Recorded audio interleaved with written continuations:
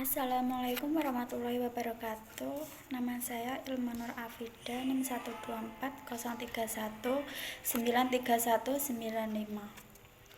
Nah, di sini saya akan menganalisis tentang jurnal yang berjudul Kesiapan Pelaku Ekonomi Syariah dalam menghadapi pelaksanaan wajib audit.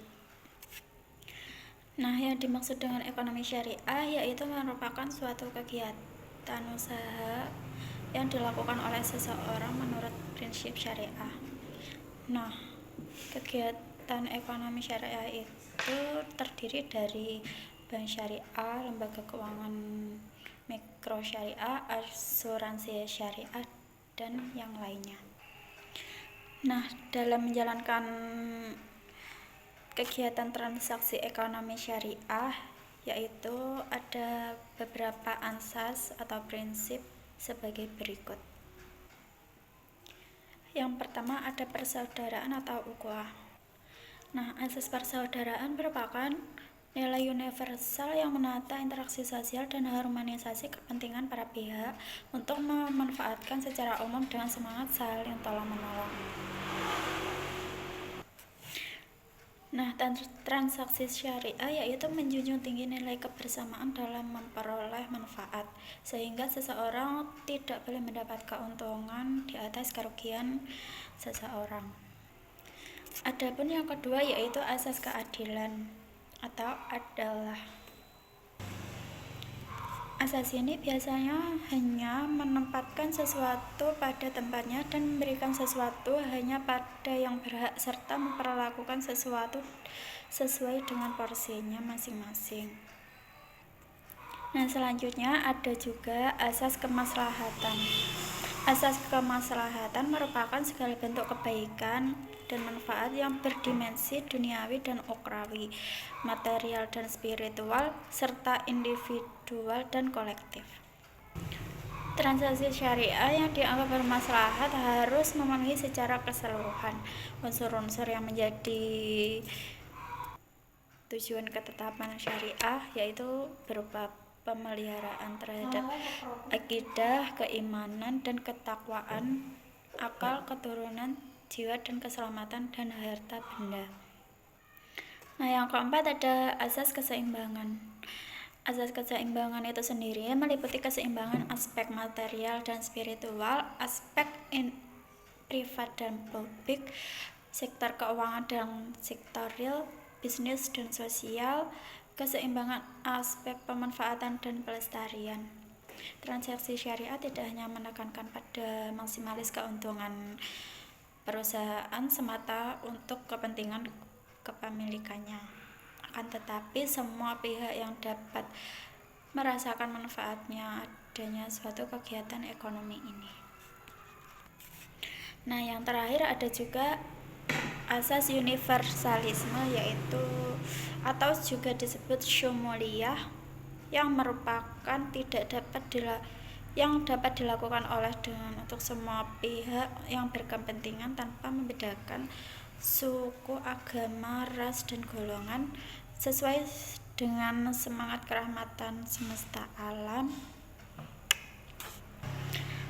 Karena asas ini berbentuk umum dan juga untuk masyarakat umum, dan itu pun tidak bisa membedakan golongan maupun golongannya di atas, di tengah maupun golongan yang ke bawah. Nah, di sini saya akan menyebutkan salah satu metode yang digunakan dalam analisis ini yaitu metode analisis data. Metode analisis yang digunakan dalam studi ini adalah metode analisis deskriptif dengan pendekatan kualitatif. Metode deskriptif kualitatif ini dilakukan melalui proses penyaringan informasi dari kondisi sewajarnya dalam kegiatan suatu objek. Nah, dihubungkan dengan langkah pemikiran rasional, baik dari sudut pandang teoritis maupun praktis. Nah, setiap data atau informasi yang diperoleh selanjutnya akan dianalisis secara kualitatif untuk mengetahui keterkaitannya dengan permasalahan pokok, sehingga pada akhirnya bisa ditarik suatu simpulan secara objektif. Nah, sedangkan untuk menentukan kesiapan pelaku ekonomi syariah akan digunakan skala sebagaimana tercantum pada tabel yang ada di jurnal tersebut. Nah, berdasarkan tingkat kesiapan pelaku ekonomi syariah terhadap pelaksanaan wajib audit bagi lembaga ekonomi syariah berada pada kriteria wajib audit dengan adanya kewajiban audit bagi lembaga ekonomi syariah. Nah, para pelaku ekonomi syariah sudah siap melakukannya. Tetapi demikian kesiapan pelaku ekonomi tersebut tidak berada pada posisi maksimal, artinya masih ada beberapa hal yang harus diketahui oleh akuntan publik, antara lain kurang memahami mekanisme oleh akuntan publik yang lain, transaksi syariah, serta kurang pengalaman diaudit oleh kantor akuntan publik. Nah, di situ beberapa istilah dan mekanisme transaksi syariah yang sebagian besar tidak dipahami oleh pelaku ekonomi syariah, antara lain syarf, kegiatan bank syariah berbasis imbalan. Sedangkan istilah-istilah lain, misalnya mudorobah, murabahah, salam, istisna, relatif sudah banyak diketahui oleh sebagian besar pelaku ekonomi syariah. Beberapa pihak dalam pelaku ekonomi syariah, yaitu pelaku ekonomi syariah yang disarankan agar terus meningkatkan pengetahuannya dalam bidang akuntansi syariah, khususnya pemahaman tentang pengertian istilah transaksi syariah serta mekanismenya. Ada juga akuntan publik. Kepada akuntan publik disarankan selain melaksanakan audit terhadap lembaga ekonomi syariah, sebaiknya juga melakukan sosialisasi atau pembinaan kepada masyarakat syariah.